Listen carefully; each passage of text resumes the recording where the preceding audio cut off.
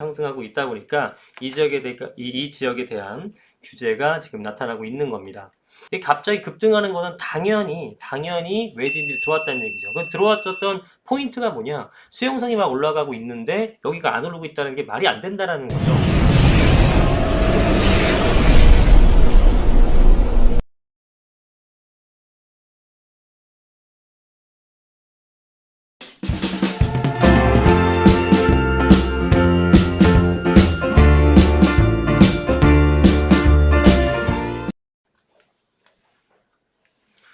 네, 안녕하세요. 이승훈 소장입니다. 자, 지금 내일이죠? 내일 20일 날 19번째 부동산 대책이 나온다고 합니다. 그래서 그거에 대한 기사를 잠깐 볼 거예요. 기사에 대한 그 정확한 정책 방향은 내일 나오게 되면 구체적으로 분석을 또 해드리기로 하고, 내용 자체가 아주 복잡한 거는 아니고 지금 돌아가는 분위기가 심상치 않으니까 부랴부랴 지금 추가 대책을 내놓은 상황이기 때문에 여기 디테일하게 아주 자세하게 나오는 내용은 아닐 걸로 판단은 됩니다. 그래서 요즘에 작년 말부터 기사된 거는 12월 달이지만 사실은 실질적인 현장에서는 한 9월 달, 10월 달부터 움직임이 좀 있었던 좀 지방 시장이나 특히나 이제 수원, 영통, 그다음에 여기 보이시는 권성구, 장안구, 우리가 요즘 표현하는 것처럼 수용성이라고 하죠. 성남하고 여기까지 엄청난 속도로 지금 가격이 상승하고 있다 보니까 이 지역에 대한 규제가 지금 나타나고 있는 겁니다. 자, 그래서 여기도 투기과열지구로 추가가 될 전망도 나오고 있고, 그다면 대출도 지금 조정 대상 지역은 60%죠? 50%로 강화가 되고, 집값 상승 지역에 대해서 집중 조사가 들어간다, 이런 내용이 있죠. 그 투기과열지구까지도 한 번에 지정을 하려고 하고 있죠. 조정 대상 지역보다 투기과열지구가 더 강력한 강력한 법에 적용을 받는 거고, 그거보다 더 강력한 법에 적용을 받는 건 이제 투기지역인데, 이런 것들에 대해서 지금 한 번에 투기과열지구로 지정이 될 수도 있다라는 겁니다. 그러면 아무래도 이 지역 일대는 주춤하게 되겠죠. 서울도 지금 여러 가지 규제가 중첩되다 보니까 물론 가격이 너무 오른 피로감도 있겠습니다만 이런 여러 가지 대출에 대한 규제라든가 이런 거를 감안하다 보니까 가격이 좀 주춤하고 있는 상황이잖아요. 그런데 대신에 이제 거기에 규제를 적용받지 않는 내지는 덜 받는 그런 곳을 풍선 효과가 생겼다는 건 좀 안타까운 일이지만 어쨌든 핀셋 규제한 그 항목, 그 카테고리의 부동산들은 분명히 지금 제약을 받고 있는 건 사실이죠. 그렇다면 지역적으로는 지금 서울이 규제가 워낙에 강력하고 투기과열지구 쪽이 강력하다 보니까 그 외곽에 그리고 서울이 올랐을 때 덜 올랐었던 어떤 그런 갭 메우기, 키 맞추기 이런 것들 여러 가지가 섞이게 되면서 수용성이라는 지역이 오르게 된 건데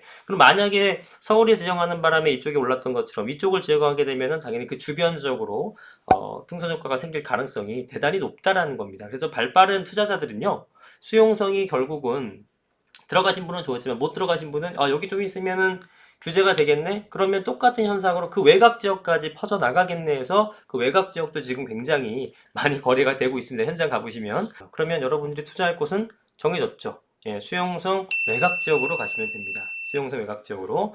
요 연속된 기사로 나오는데 제2의 수원 3개월에서 1억 껑충 3번에 무슨 일이에요? 여러분 3번이 지금 어디에 있는 동네인지는 아십니까? 예, 이제 지도상으로 잠깐 보여드리면 3번이라는 곳은 위치적으로 볼게요. 자, 여기가 이제 과천은 잘 아실 거고, 여기가 이제 그 평촌, 이제 안양 동안구 쪽, 학원가 유명한 그쪽 라인이고요. 여기가 이제 군포시청 있는 곳이 이제 3번입니다. 여기가 광명 지역이고요. 여기가 의왕 지역이고, 수원은 얘보다 더 아래쪽이죠. 그래서 수원이 있는 곳은 여기가 광교 쪽이고, 수원시청이 여기 있습니다.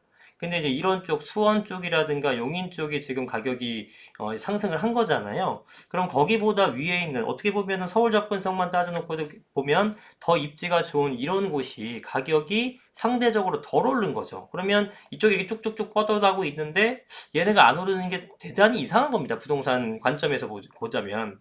그러니까 이제 이쪽으로 수요가 몰리기 시작하는 거예요.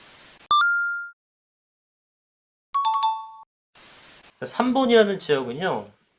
사실은 굉장히 안정적인 형태의 동네입니다. 그러니까 무슨 얘기냐면 가격이 잘 빠지지도 않고요. 사실 가격이 잘 상승했었던 지역도 아니에요. 그러니까 외지인들의 투자가 별로 없었던 그런데 하방 경직성은 강해. 왜? 거기 거주하시는 분들의 거주 만족도는 굉장히 높습니다. 그래서 그 지역 일대가 약간 분지 형태로 되어 있고 산으로 둘러싸여 있기 때문에 쾌적해요. 그리고 교통도 나름대로 잘 되어 있습니다. 네, 그런데 뭐 학군이 뛰어난 것은 아니고 뭐 사람들이 많이 몰리는 곳이 아니다 보니까 떨어지지도 않고, 왜? 밖으로 나가는 사람도 없으니까, 살기 좋으니까. 그렇지만 외부에서 투자하는 사람도 없고, 그래서 가격이 굉장히 오랫동안 그냥 안정성만 유지하는 동네였는데 이게 갑자기 급등하는 거는 당연히 외지인들이 들어왔다는 얘기죠. 그 들어왔었던 포인트가 뭐냐? 수용성이 막 올라가고 있는데 여기가 안 오르고 있다는 게 말이 안 된다라는 거죠. 그래서 특히나 수용성이 규제가 되고 3번이 규제하겠습니까? 이번에 안 하겠죠. 그러면 이쪽 일대라 이미 좀 올린 감이 있습니다. 여기 그 3번이라든가 의왕이라든가 하여튼 주변 지역보다 주변 지역 막 오르고 있는데 우리가 안 올랐다. 그러면 걔는 반드시 오르게 돼 있는 거예요.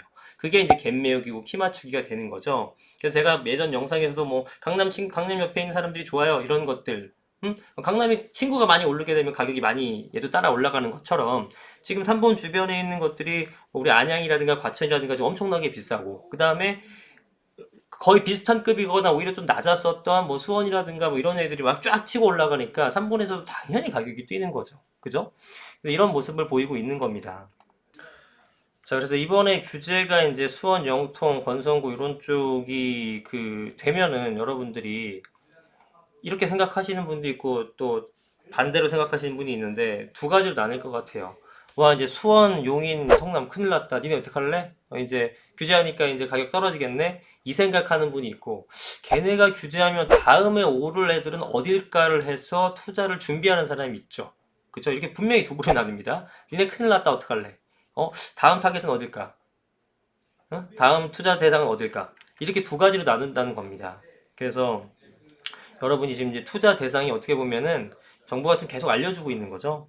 근데 여기 보시게 되면은요, 뭐 규제 강도는 예상보다 강한 수준은 아닐 거다라는 얘기를 하고 있습니다. 이거는 4월에 총선 앞두고 있기 때문에 부동산 규제 강화에 대해서 여당 측에서 공개적으로 난색을 보였기 때문이라고 얘기를 합니다. 뭐 그럴 수 있죠. 어차피 정부는 표심을 먹고 사는 사람들이기 때문에 총선 앞두고 너무 강력한 제재를 하게 되면은 또 표심이 좀 기울 수도 있기 때문에 뭐 지금 세게 못하고 있는 걸로 보여집니다.